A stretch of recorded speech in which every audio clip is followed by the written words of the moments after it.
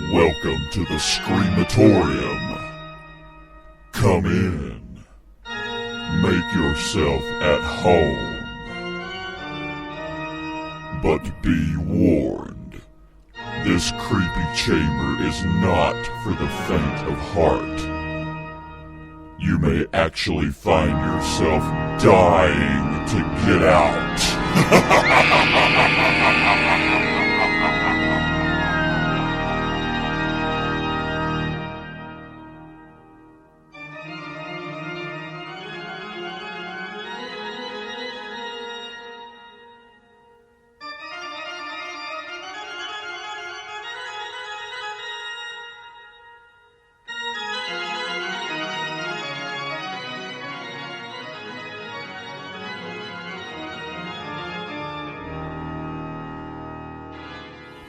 Our next story, Skeleton, is an example of the way I react to some real encounters with real people.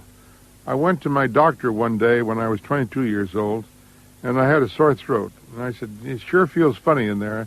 The doctor took his flashlight and probed around and looked at my throat, and he says, oh, there's nothing wrong. Take 2 aspirins, go home, and forget it. And it looks a little red, but you're okay. I said, yeah, but feel my neck here, a little gristle, a little fat, a little muscle, whatever. I've never felt anything like that. He says, you haven't paid attention to your own body. You've got all sorts of peculiar things in your body you've never even noticed, like the medulla oblongata on the back of your skull, the original fissures from the top of your head when you were born. The skull is in fragmented in many ways and grows together over a period of weeks. You have floating ribs. You have your elbows. You have kneecaps. You've never really felt your skeleton. You go home and feel it, huh? So I left my doctor. I went out the street feeling my elbows and my medulla oblongata. And I said, my God, I never thought of it before. I have this gothic thing inside me, this strange intruder, a skeleton, huh? Once that hit me, 3 hours later, the short story was written. And I had a heck of a lot of fun with it, and I hope you will enjoy it as much as I did when I wrote it. So here it is, Skeleton.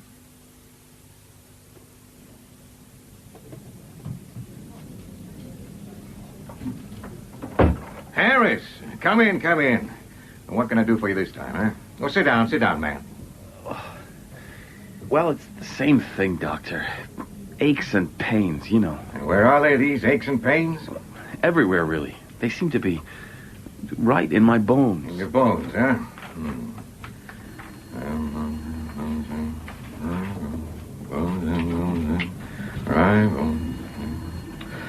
My dear Harris, you've been curried with the finest tooth combs and bacteria brushes known to science. I know that. You're just nervous. Let me see your fingers. Too many cigarettes. And your eyes? Not enough sleep. Go to bed earlier, stop smoking, and that'll be $30, please. Well, thanks for nothing, Doctor. What more do you want, man? You're a hypochondriac. That's $50 now. Oh. But why should my bones ache so? Have you ever had a sore muscle and kept fussing away at it, rubbing it? It gets worse, doesn't it? Then you leave it alone, and the pain vanishes. Leave yourself alone. Take that trip to Phoenix you've been planning. It would do you good to travel. Now get out of here and send in someone who's really sick.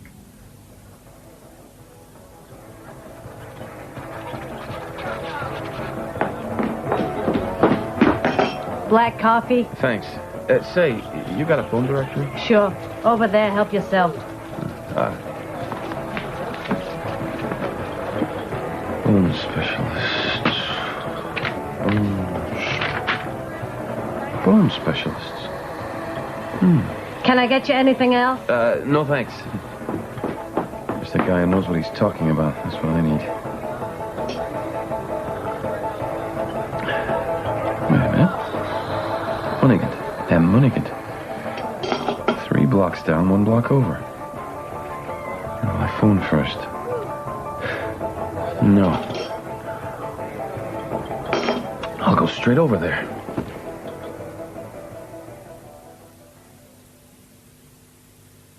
Mr. Harris? Is that what you said your name was? Yes. How can I help you? What brings you to me? My damn fool doctor. He hasn't any idea what's wrong with me. But you feel that there is something wrong. With your bones, presumably. I don't see what else it can be. I have the most terrible aches and pains all the time. I feel it must be my skeleton. It protests. Does that make sense? There's something wrong somewhere. Oh, I'm sure there is. I've seen cases like yours before. You have? Indeed. Man is usually unaware of his bones, but occasionally there occurs an imbalance. Oh. An unsympathetic coordination between soul, flesh, and skeleton. And that's where I step in.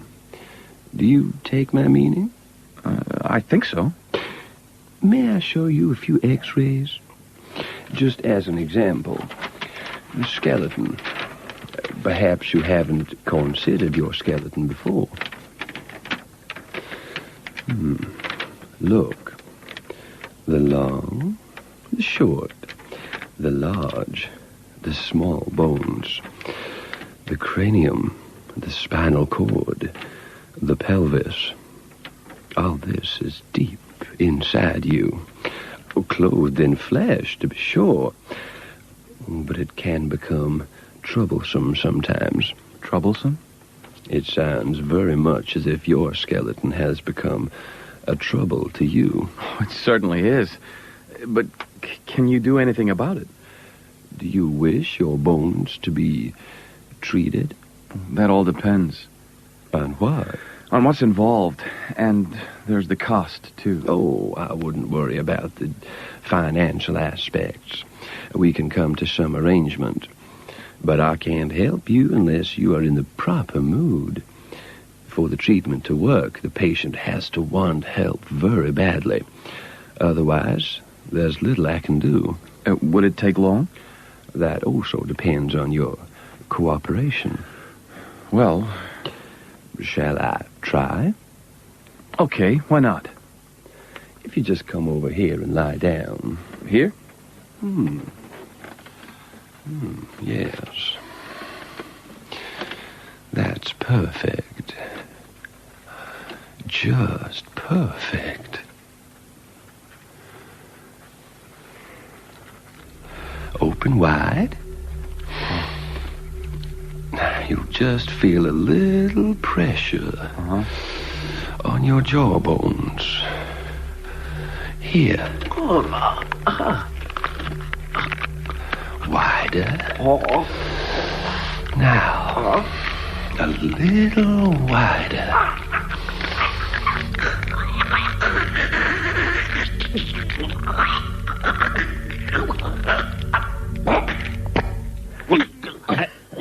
You almost bit my nose off.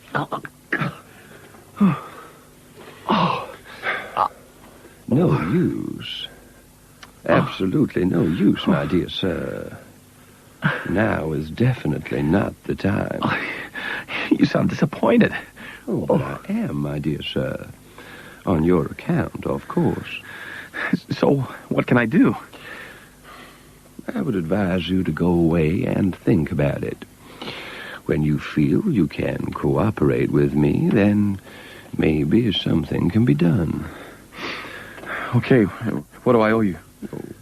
$10 should cover it this time, my dear sir. I did very little. And meanwhile, here's a sketch for you to take home with you. It's very detailed, isn't it? Oh, very. It will serve to acquaint you with your body. You must become more aware of yourself. You must be on guard. A skeleton is a strange, unwieldy thing to have inside you. No, I never thought of it that way before. Oh, but you should, my dear sir. Now, good day to you. Would you care for a breadstick? A breadstick? Why, yes. I find I chew them all day long. Delicious. So nice and hard and salty. And crunchy. I find it keeps me, in practice. Don't you know? Have one. Do. Well, thanks. Now, good day to you. Good day, Mr. Harris. And I do hope to see you again in due course. Well, yeah. Maybe so. Maybe so.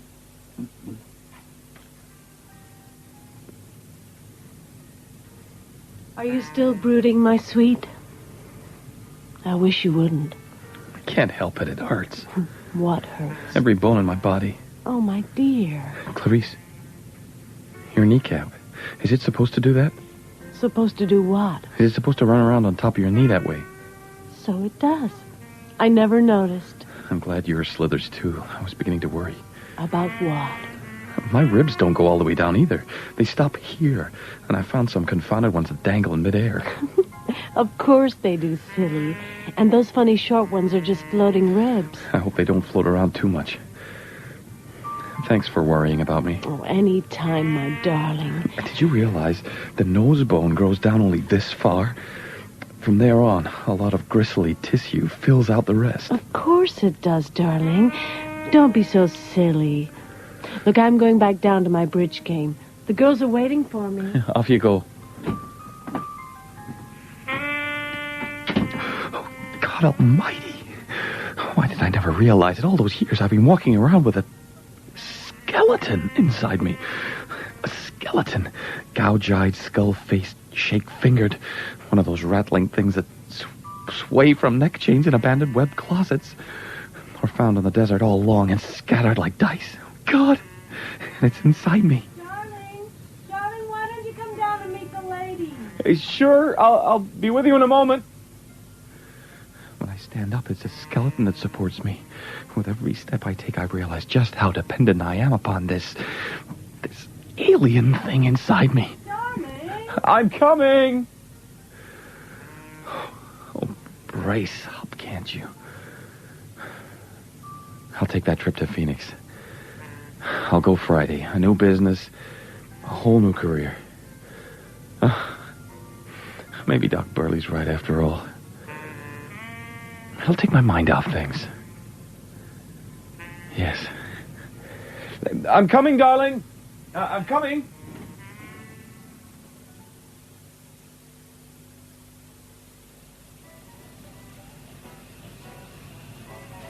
My dear, what is wrong with you?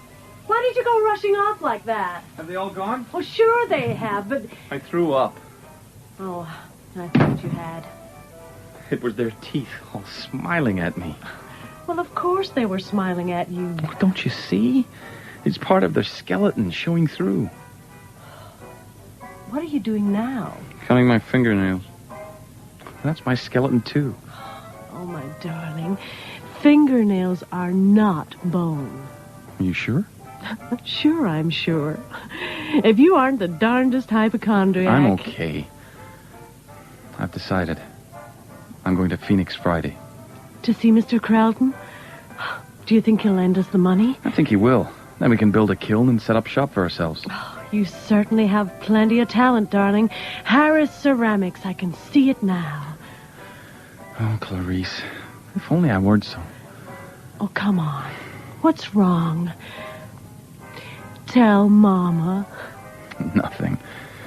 It's just something inside me. Maybe it's something I ate. A skeleton. Except that it isn't mine, is it? It's a law unto itself. It's a slick, clean structure of efficient organization. Where's the mirror? Just sometimes I can see the skull grinning at me from behind my flesh. Let go of me. Stop squeezing me. My head aches with you. Observe the flawless, snow-white perfection of the skull. Let my insides be. Stay away from my heart. Then observe the tiny bones of the skull's nose before that monstrous nasal cartilage begins. Look at my body. So plump. So... Consider the skeleton. Slender, svelte, economical of line and contour, like exquisitely carved oriental ivory. And my eyes, protuberant, ordinary. Be so kind as to note the eye sockets of the skull, so deep and rounded, somber, quiet pools, all-knowing, eternal. Compare the skeleton. Compare.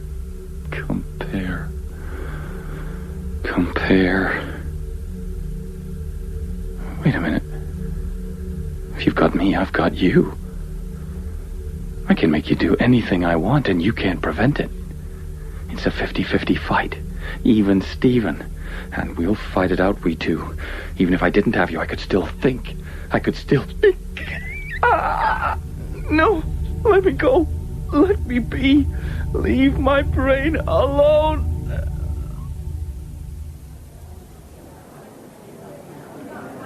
I'll have the chicken, please.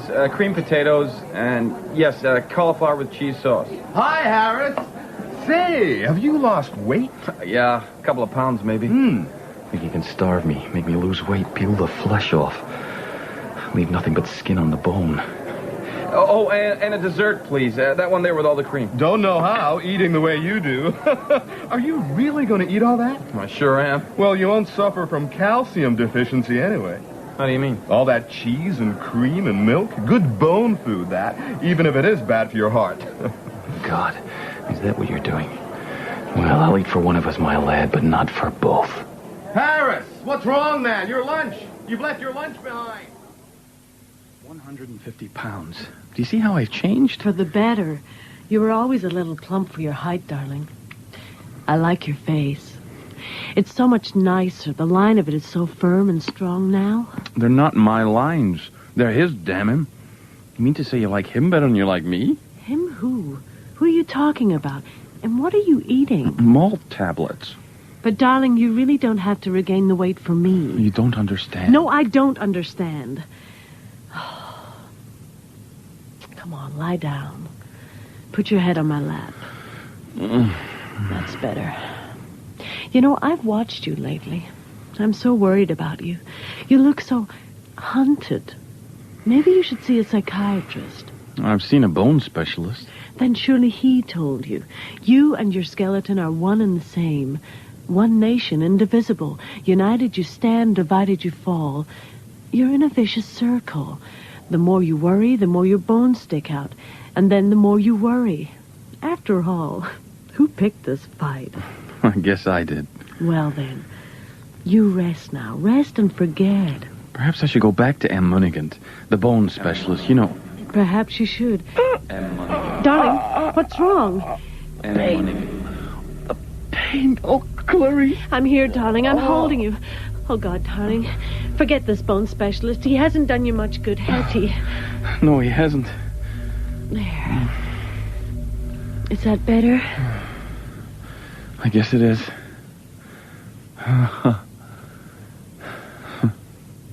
He ate breadsticks. What? He told me he ate breadsticks all day long. How bizarre. Is that better? Yes, much. You just go to sleep now. Sleep.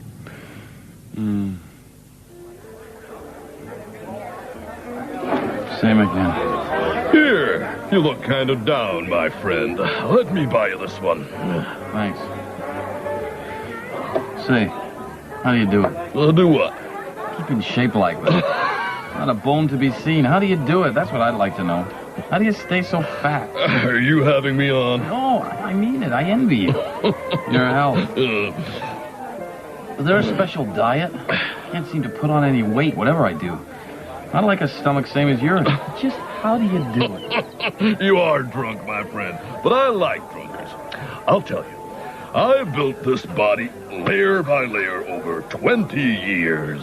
How do you do it? You get yourself a quarreling bird of a wife and a baker's dozen of troublesome relatives. To these, a sprinkling of business associates whose prime motivation is snatching your last dollar. And you are well on your way to getting fat. Why? Well, because in no time at all, you'll find yourself building a fine layer of fat between yourself and them. Eating is the only fun on earth. Too many people in this world haven't enough to worry about, so they begin picking on themselves and then they lose weight. That's the long and short of it, my friend. So, drink up, laugh, and grow fat. That's more or less what my doctor said. And believe me, he's right. Maybe I'd better take that business trip to Phoenix after all. Maybe you better take your mind off things. Well, I'm off. Got to go home to dinner. Good luck, my friend. Good luck to you.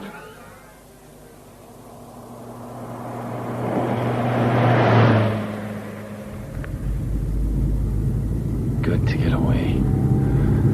They're all right. The doctor, Clarice, even the fat man in the bar.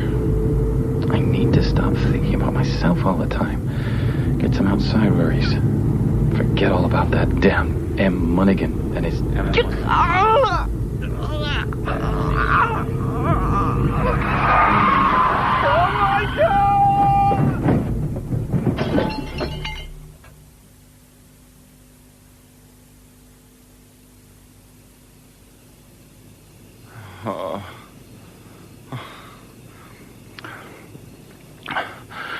So thirsty.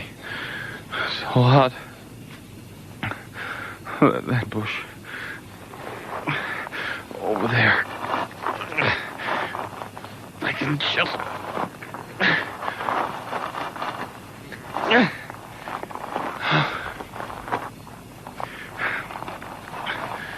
So that's it, is it? One way or another, he'll starve me, thirst me, kill me. If the sun cooked my flesh so you could peek out, if the vultures lunch off me, there you lie, grinning with victory. You'd like that, wouldn't you? Freedom. Your freedom. Hey, you! Are you okay, pal? Oh, thank God. Oh, thank God you found me.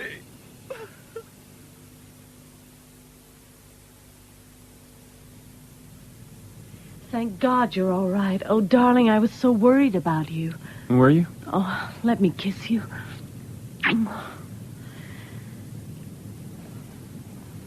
Darling. I'm okay. And the business deal? I guess it went through. Oh, but that's wonderful. Just wonderful. Oh, but you look thinner. I guess it was a night in the desert. Yeah, I guess that was it. Dinner's waiting. Good. Good. Darling, would you mind very much if I went out for a while tonight? No. Why should I? I'm just fine. Only it's my Red Cross night, and... Oh, yes. I forgot. Darling... You seem so... I don't know. Are you sure you'll be okay? Just for an hour or two. You go out. I'll be fine. Come on, let's eat, and then you can be off. I need some time to myself.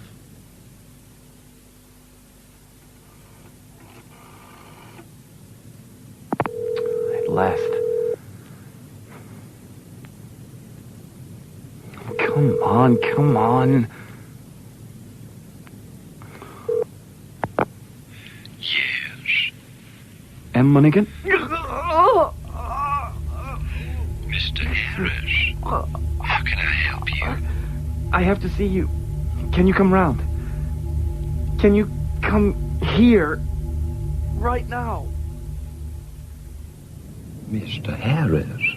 Come in. Come in, for God's sake. My dear sir, you look just terrible.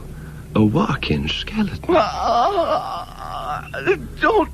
The pain. I can't bear the pain. Ah, we're at that stage, are we?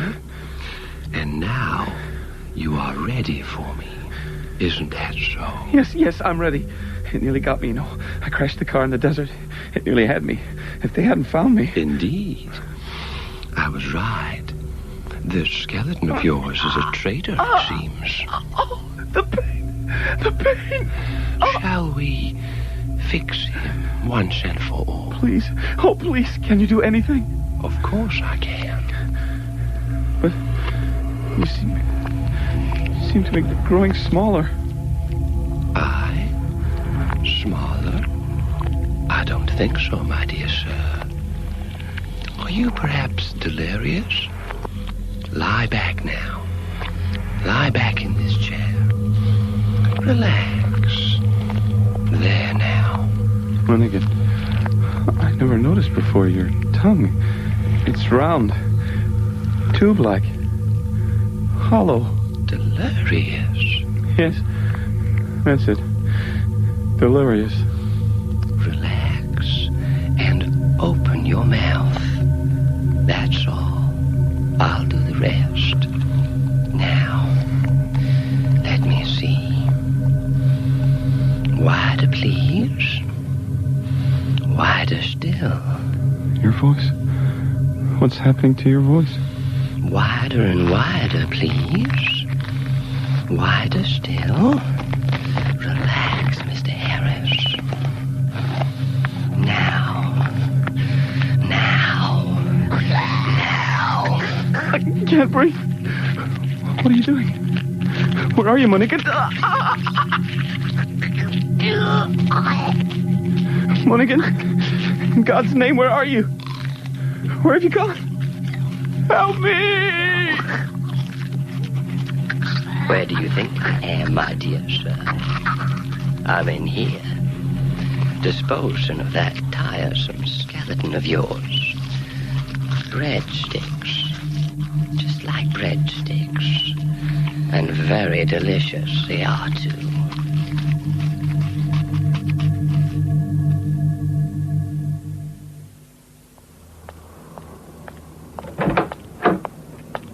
Ah, dear lady.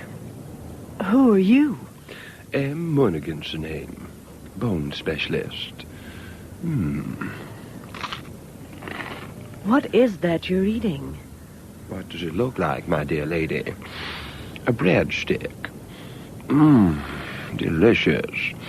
So crunchy. Such a goodie. Take care now. Mind where you put your feet.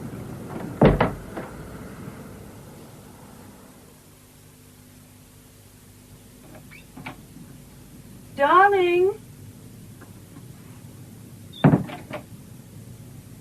Darling? You didn't tell me... Darling? Where are you? What is that on the carpet? Darling, where are you? Why, it looks like a huge jellyfish. Is that you? Darling?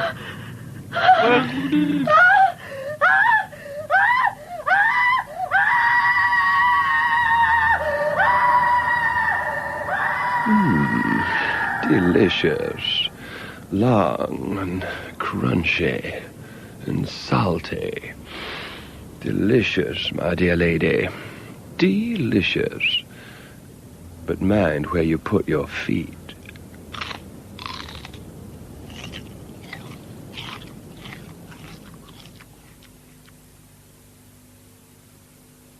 That was a story called Skeleton. Dr. Burley was played by Bob Doherty. Harris was played by Stuart McQuarrie. The fat man in the bar was Paul Morrow. Clarice was played by Wendy Seeger. And Munigat was played by Liam Brennan. The other parts were played by members of the cast.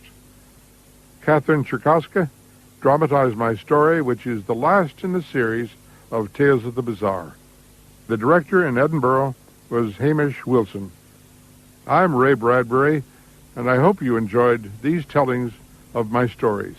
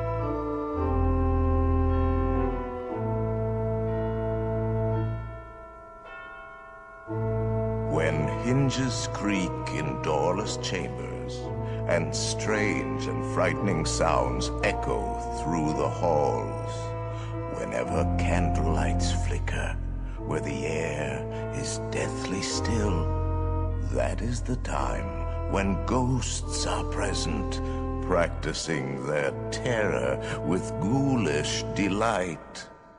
Welcome, foolish mortals, to the haunted mansion. I am your host, your ghost host. Kindly step all the way in, please, and make room for everyone. There's no turning back now.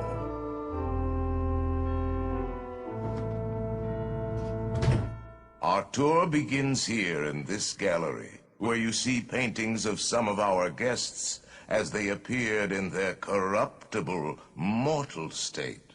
Your cadaverous pallor betrays an aura of foreboding, almost as though you sense a disquieting metamorphosis. Is this haunted room actually stretching? Or is it your imagination, And consider this dismaying observation.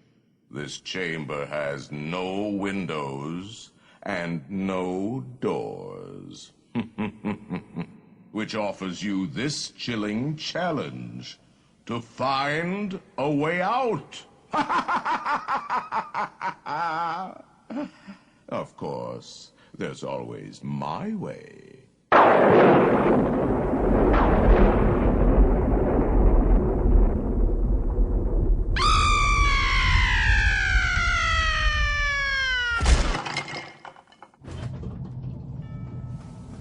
Oh, I didn't mean to frighten you prematurely. The real chills come later. Now, as they say, look alive, and we'll continue our little tour. And let's all stay together, please. There are several prominent ghosts who have retired here from creepy old crypts all over the world. Actually, we have 999 happy haunts here, but there's room for 1,000. Any volunteers? If you insist on lagging behind, you may not need to volunteer. And now, a carriage approaches to take you into the boundless realm of the supernatural. Take your loved ones by the hand, please, and kindly watch your step. Oh yes, and no flash pictures, please. We spirits are frightfully sensitive to bright lights.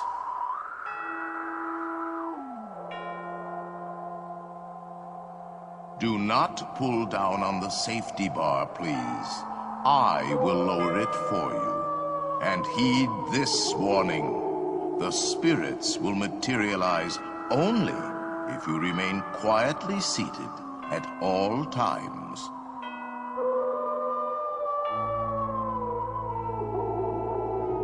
We find it delightfully unlivable here in this ghostly retreat. Every room has wall-to-wall creeps, and hot and cold running chills. Shh. Listen.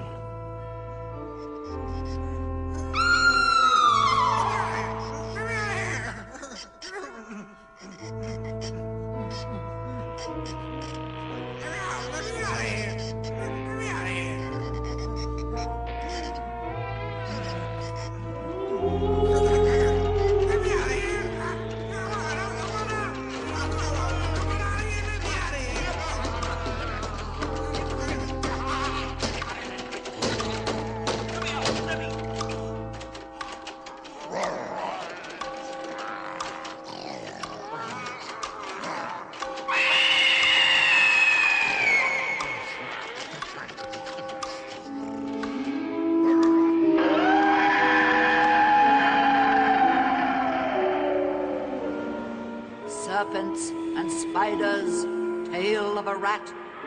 Call in the spirits wherever they're at. Rap on a table. It's time to respond. Send us a message from somewhere beyond. Goblins and ghoulies from last Halloween. Awaken the spirits with your tambourine. Creepies and crawlies, toads in a pond. Let there be music from regions beyond. Wizards and witches, wherever you dwell, give us a hint by ringing a bell. The happy haunts have received your sympathetic vibrations and are beginning to materialize. They're assembling for a swinging wake, and they'll be expecting me. I'll see you all a little later.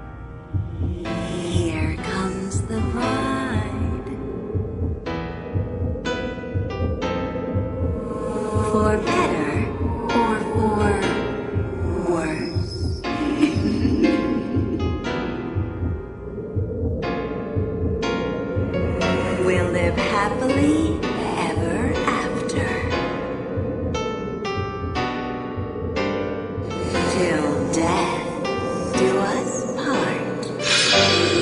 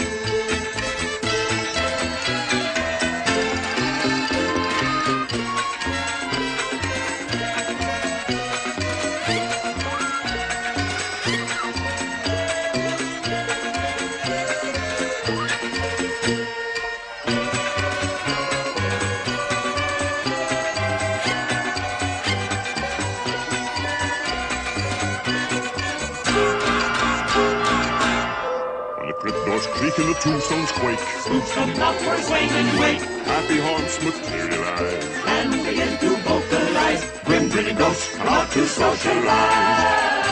Now don't close your eyes and don't try to hide. For a silly spook, they sit by your side. Shrouded in a dark disguise. They pretend to terrorize. Grim grinning ghosts come out to socialize.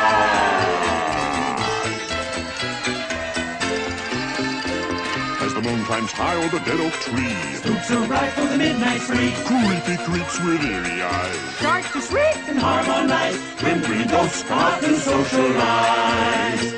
When you hear the knell of a requiem bell, Weird ghosting where spirits dwell. Restless bones etherealize. Rises spooks of every size. When the crypt doors creak and the tombstones quake, Spooks does not for swing and wake. Happy haunts materialize. And begin to vocalize. Grim grinning ghosts come out to socialize. Now don't close your eyes, they don't try to hide. For a silly spook, they sit by your side. Shrouded in a dark disguise. They pretend to terrorize. Grim grinning ghosts come out to socialize.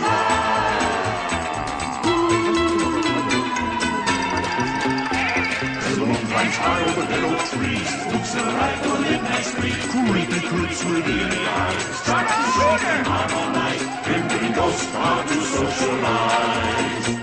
When you hear the knell of a requiem bell, Here goes the your spirits dwell. restless bones etherealize. Rises spooks of every size. If you would like to join our jamboree. Ah, there you are. And just in time. There's a little matter I forgot to mention. Beware of hitchhiking ghosts. They have selected you to fill our quota, and they'll haunt you until you return. Now I will raise the safety bar, and a ghost will follow you home. If you would like to join our jamboree, there's a simple rule that's compulsory. Hurry back. Rest in peace. Be sure to bring your certificate if you decide to join us. Make final arrangements now. We've been dying to have you.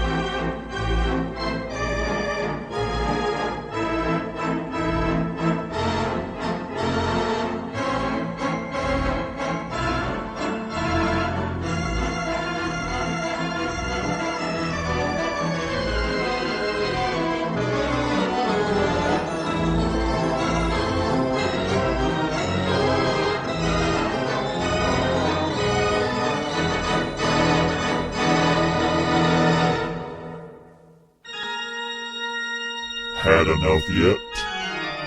I don't think so. The ghosts and ghouls have only just begun to emerge from the shadows. Another hour of terror begins right now at the SCREAMATORIUM.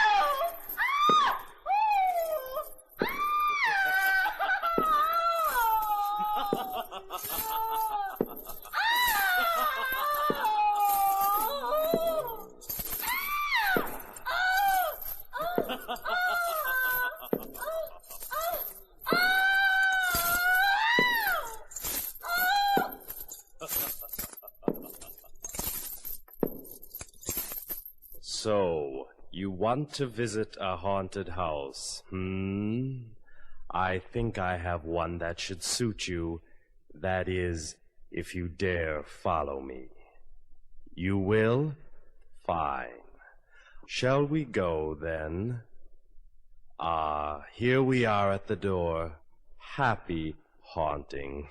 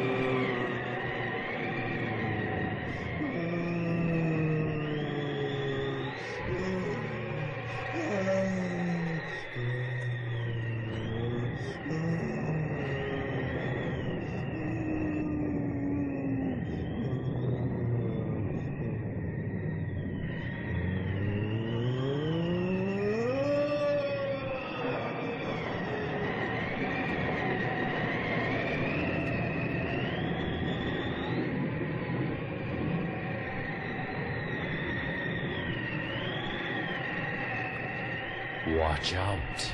Don't turn around. There may be something behind you.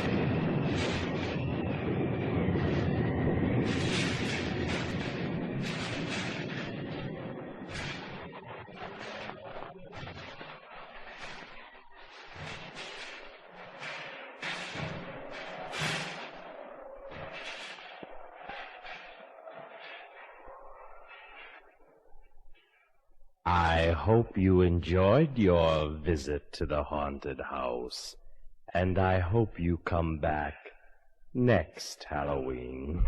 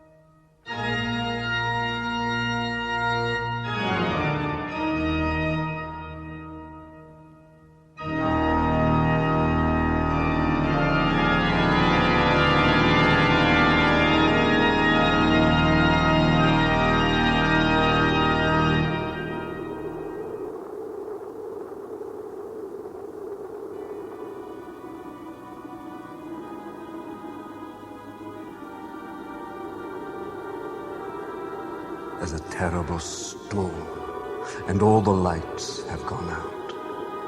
You awaken, not to thunder, but to the incessant beat of a heart under your bed. Do you dare look under the mattress, or with trembling fingers pull the covers high over your head?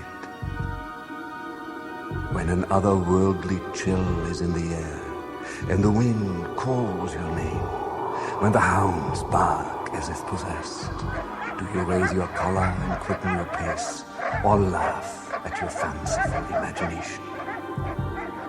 Could you spend a night alone in a house by the sea, a house where the walls cry and the spirits are restless? But you don't believe in such nonsense, do you? Not in ghosts, or ghouls, or vampires, not in raising the dead, or tales of terror, or the black arts, now do you? So come with me past this wrought iron fence. Some call this place the Valley of Unrest, but it's just an old graveyard, a place of everlasting sleep, isn't it? There's nothing here but crumbling headstones overrun by grass and weeds, large tombs, foreboding and long forgotten, decaying trees with claw-like branches that dip into the surrounding mist. Hold that lamp high. The night is stars, and the moon rides on dark, ominous clouds.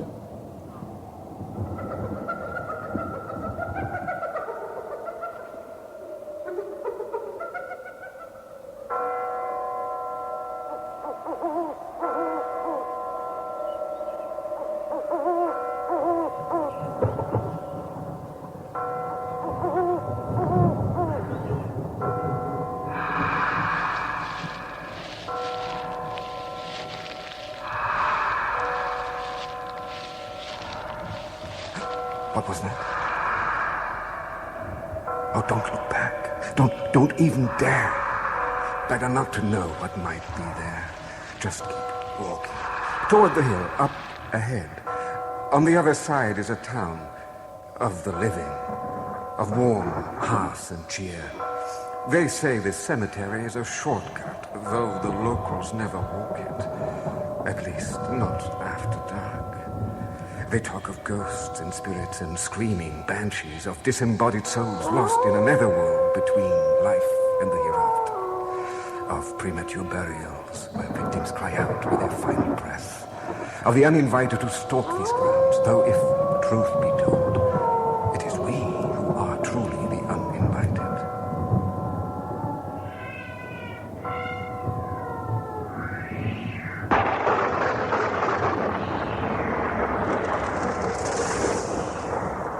Good thing we weren't standing under that tree. Dead Man's Hill. Somehow we've become lost in the swirling mist and lashing rain, surrounded in every direction by pillars and headstones and tombs. Can you hear the beating of your heart? Feel the hair on your neck stand. What horrible fate befell those who tread this path before us.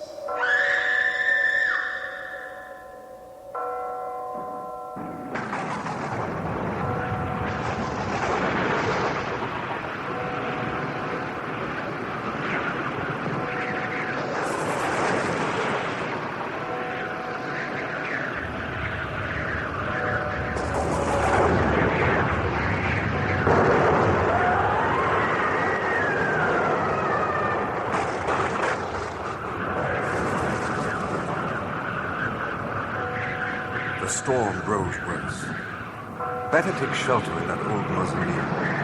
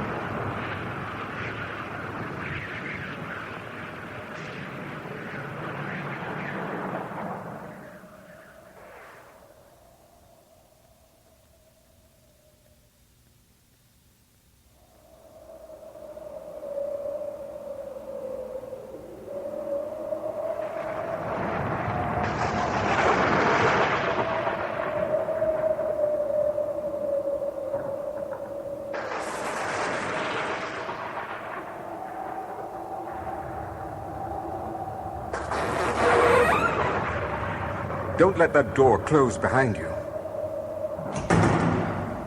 Don't panic. There must be another way out of this dark, dank, musty house of the dead.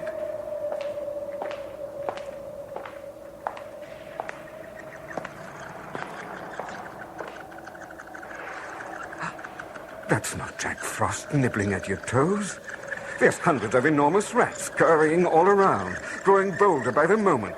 Fierce red eyes and ravenous sharp fangs, lured by the scent of fresh meat.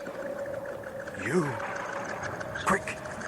There's a hint of light coming from the far corner. Drop the lamp on this rotted wood to keep the rats at bay. And run. Run for your life.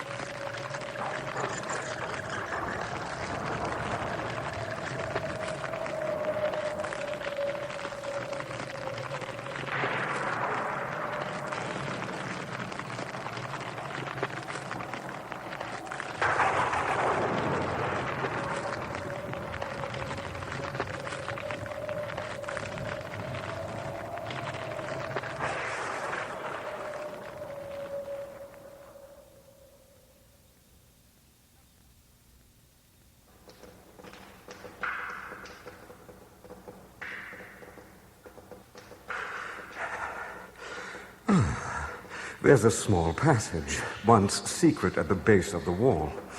We are descending into the legendary catacombs of Salem. We walk by candlelight under a river's bed. Drops of moisture trickle along the walls embedded with bones and skeletal remains. It's said that when the witches of Salem escaped their persecutors, they found refuge in these dark walls. Here they freely practiced their demonic rites.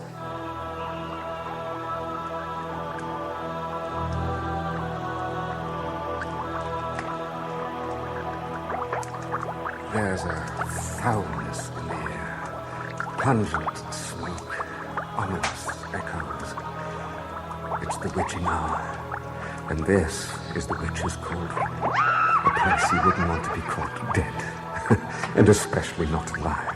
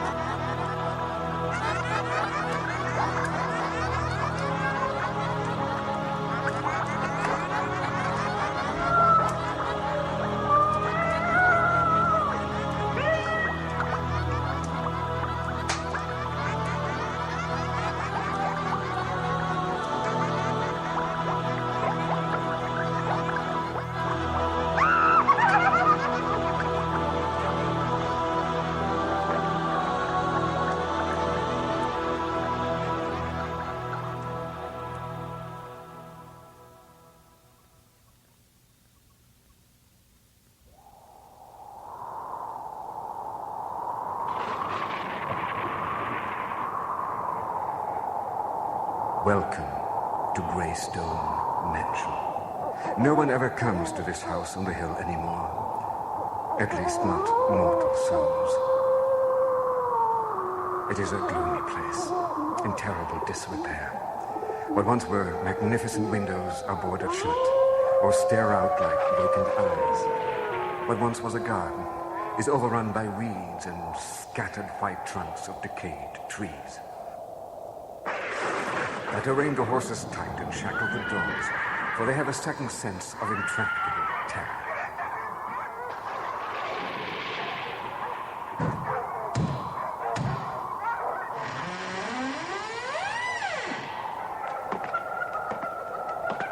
Cobwebs hang from the walls and furniture. There's an ominous power of darkness in such a desolate house. But you don't believe in ghosts, now do you?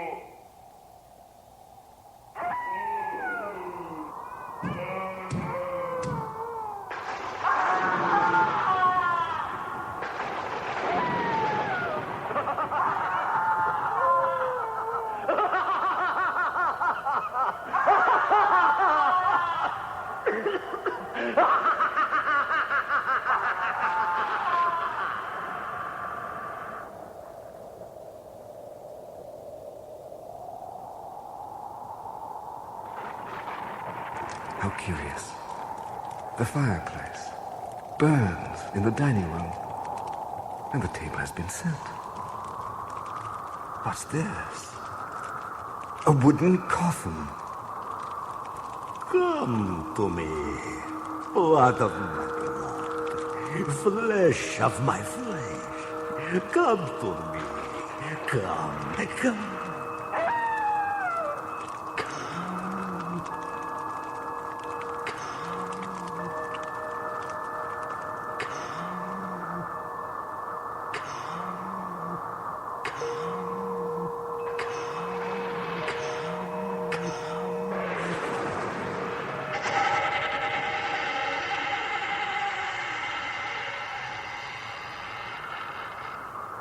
Good evening. I've been expecting you. He casts no shadow, shows no blood in his face. His hands are hairy, his teeth sharp, his eyes daggers of fire. You seem restless, my friend. Doors everywhere, all bolted. I am the darkness and the night, a shadow in your dreams. Do you hear them? The creatures of the night, my children of darkness. They sing a requiem for the dead and undead. I shall return. Till then, please. I trust you like salad with a balsamic vinegar. I find the steak so bad for the heart. Tonight I take a bride. Blood of my blood, flesh of my flesh. Come with me into the darkness, and you shall know eternal life.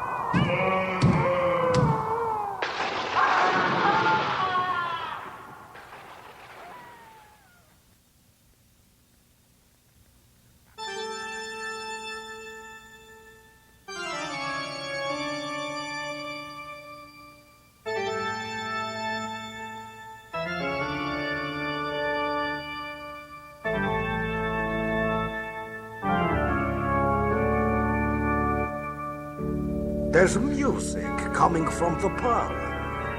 It was in this room that Dr. Charles Fourier took the maid as his mistress. And it was here that he savagely murdered his wife, Sarah, then buried her under the organ's pipes and the reeds.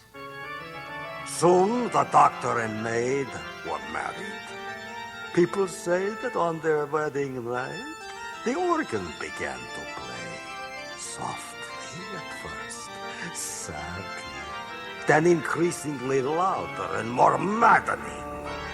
Dr. Fourier tried hacking it to pieces. Still, it played on. The next morning, the doctor and his maid were found hanging from 2 nooses directly over the organ. The official report says guilt drove them insane.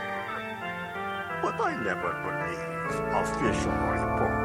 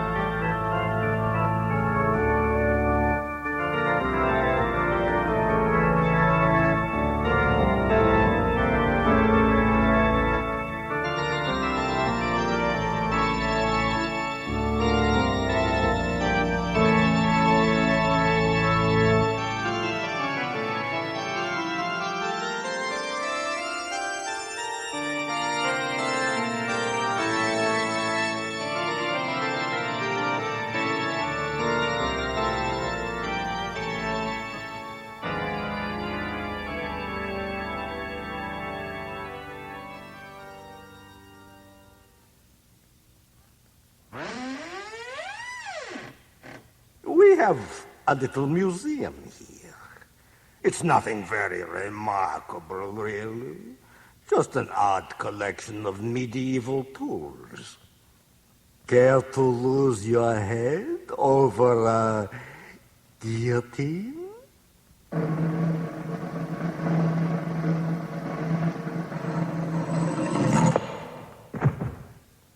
I see you have an eye out for that hot poker.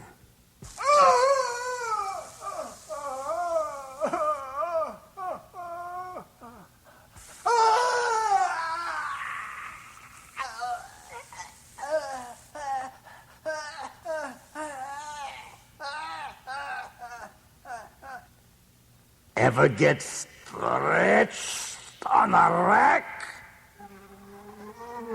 Ow, ow, ow, ow,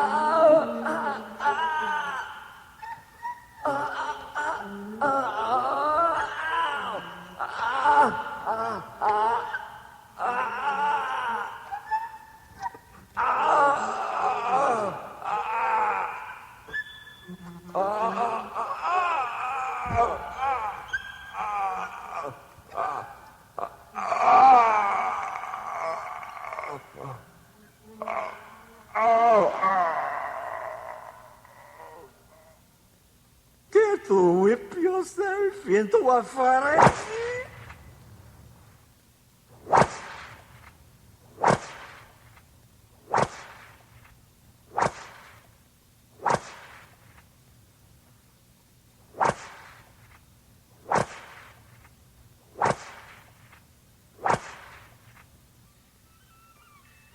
Yes. One of my personal favorites. The ancient Chinese water torture. Good to the last drop.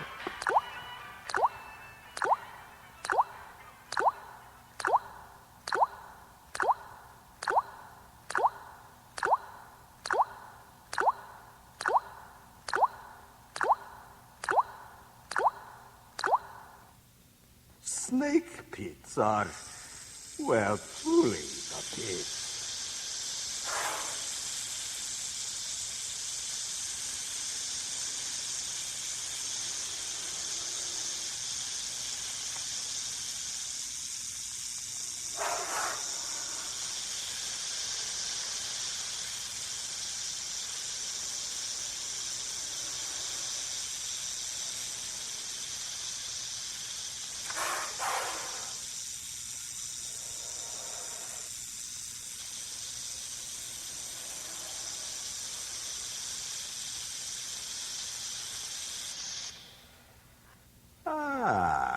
Here's a turn-of-the-century dental drill. They were slower then, much hotter, too, but quite effective in getting to the root of the matter. Sorry, did I touch a raw nerve?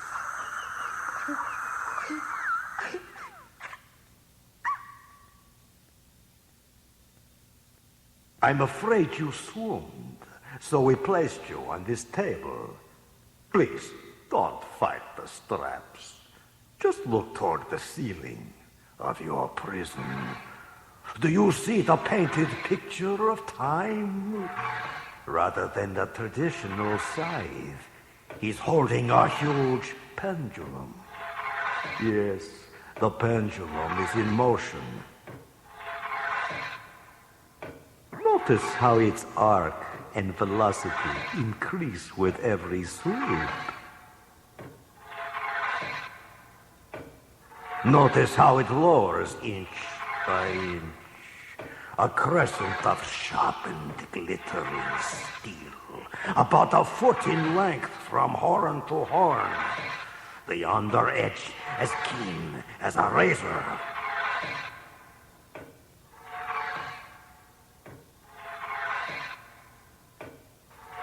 The pendulum is designed to cross the region of your heart.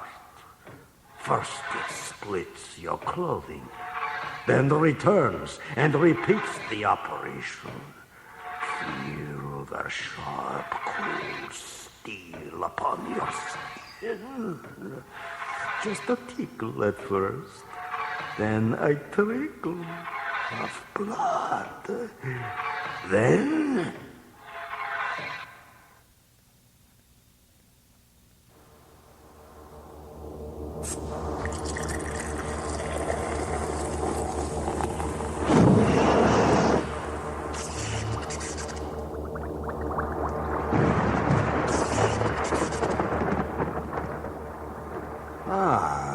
the laboratory where frightful experiments are conducted.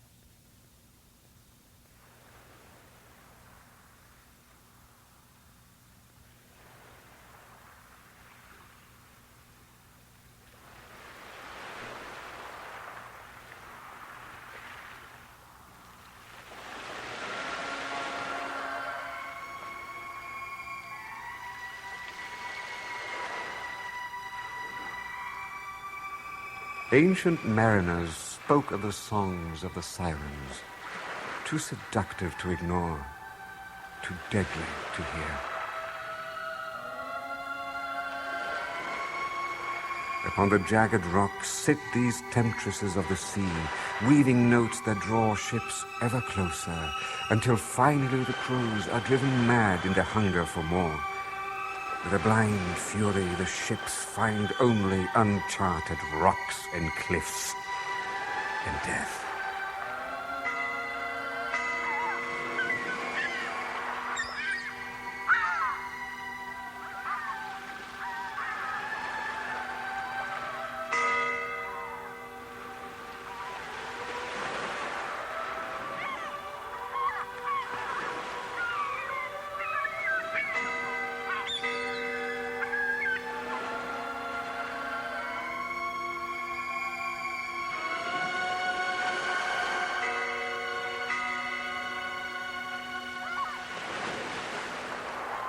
Sirens are silent until another ship makes its way along these 7 seas.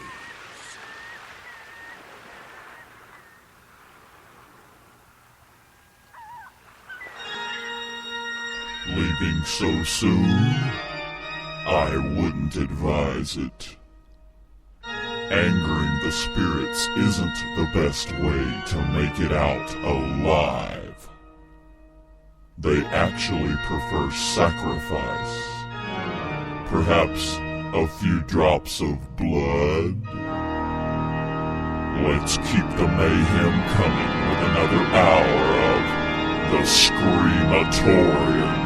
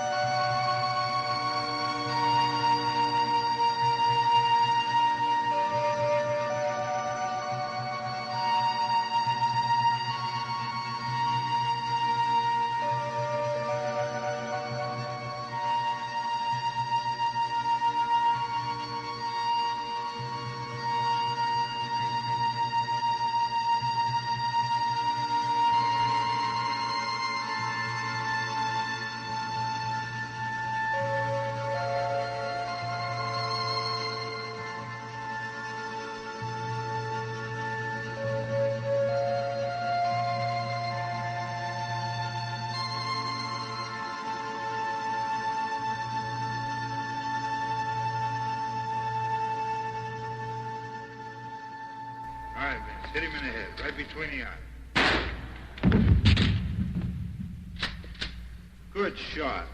Okay, he's dead. Let's go get him. That's another one for the fire.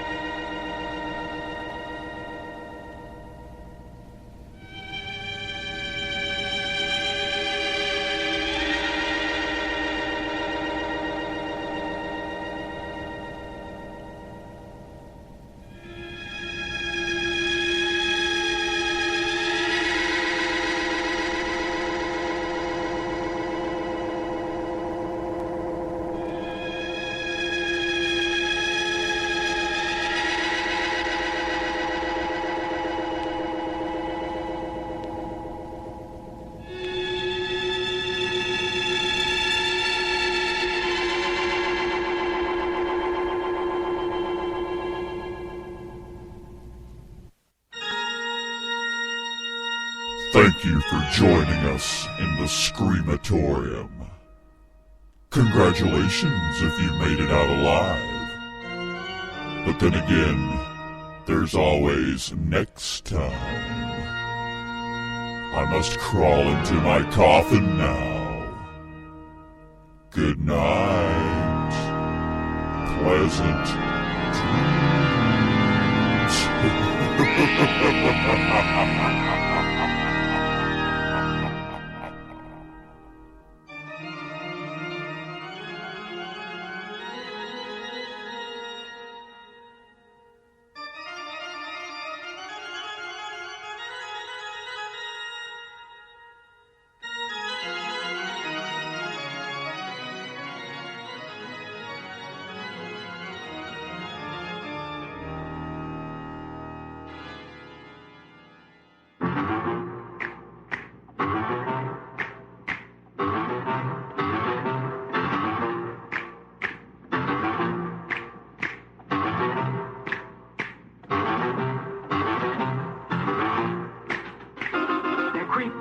They're kooky, mysterious and spooky. They're all together ooky, the Addams Family. Their house is a museum. When people come to see them, they really are a scream, the Addams Family. Neat. Sweet. Petite. So get a witch's shawl on, a broomstick you can crawl on. We're gonna pay a call on the Addams Family.